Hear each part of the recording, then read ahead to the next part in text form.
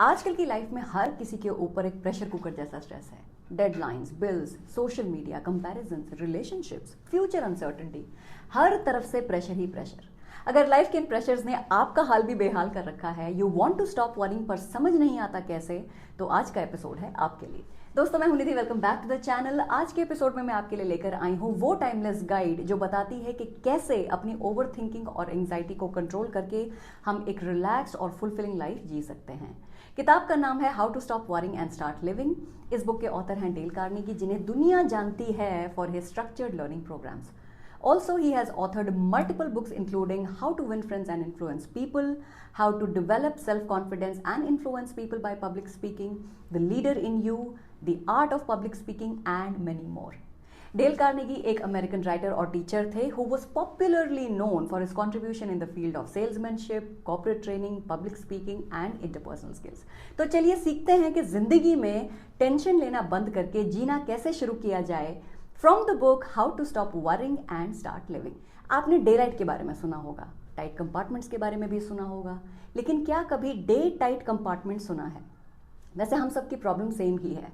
Life में पीछे मुड़कर देखते हैं तो गिल्ट होता है, आगे की सोचते हैं तो फियर और एंग्जाइटी होती है। And this oscillation in our thoughts between past and future is one of the main reasons behind stress. इसलिए we have to train ourselves to live in day tight compartments.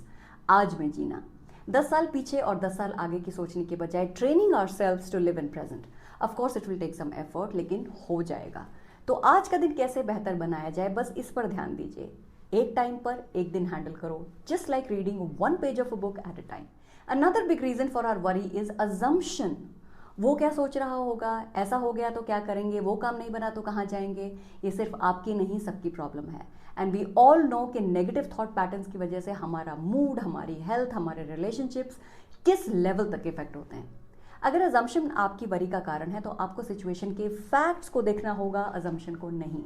अगर boss ने कह दिया that you are good for nothing, then look for facts, whether she was talking about your professional delivery or your personal conduct. Once you analyze the facts, तब gauge करना शुरू करो कि इस सिचुएशन का, यानी you are not good enough का worst case scenario क्या हो सकता है, and what are the corrective actions that you have to take.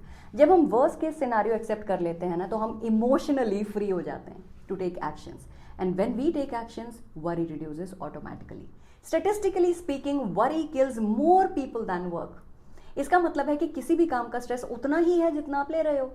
मतलब the stress is too much for you, but it may not be so much for your colleague. And one of the most ignored reasons is our personal ability to deal with stress. Objectively देखा जाए तो हमें stress से मिलता क्या है?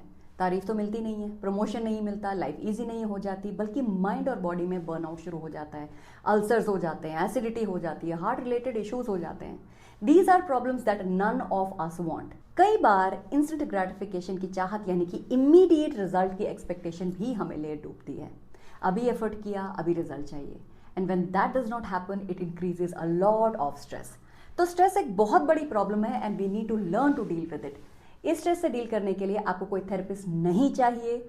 All you need is to go back to your roots. अपने उन दोस्तों से, उन फैमिली मेंबर से, उन बड़े बुजुर्गों से कनेक्ट कीजिए जिनसे आप वर्च्यू ऑफ पेशेंस सीख सकते हैं। सिर्फ चिंता ही नहीं, आपकी मेंटल हेल्थ, आपकी प्रोडक्टिविटी, आपके रिलेशनशिप्स सब इंप्रूव हो जाएंगे। बहुत सारे केसेस में चिंता या स्ट्रेस का कारण हमारा खाली दिमाग भी होता है। कहते हैं ना, खाली दिमाग शैतान का घर। That is because an empty mind can house a lot of unnecessary thoughts, most of which are negative.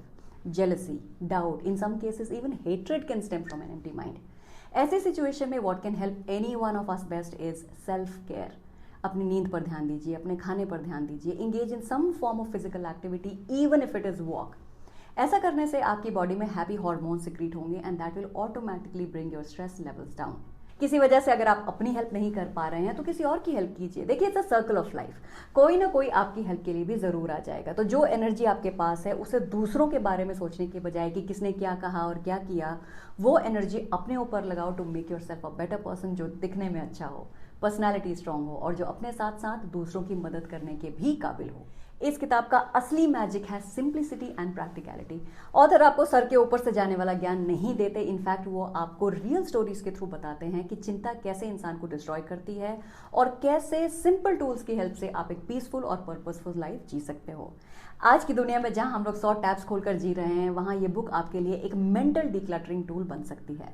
Like I always say, this episode is not an alternative to reading the book. अगर आप वाकई serious हो about learning how to stop worrying, तो इस किताब को जरूर पढ़ना।